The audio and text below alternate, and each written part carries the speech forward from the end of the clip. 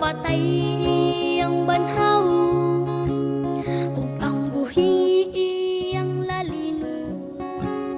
Pagkatahon nga huna-hunaon, kita ni Kristo iyang sugaton. Ditoon niya sa kalangitan, uban sa manulundang panon.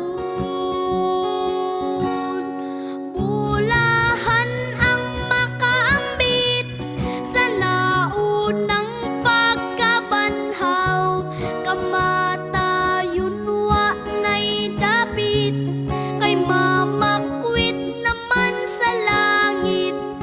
Alaot ang nakatulog pa, sa impierno sila isugba.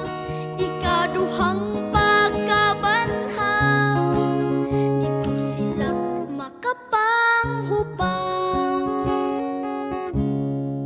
O igsoon, ikaw akong dasigon, sa pag-alagad magapadayon.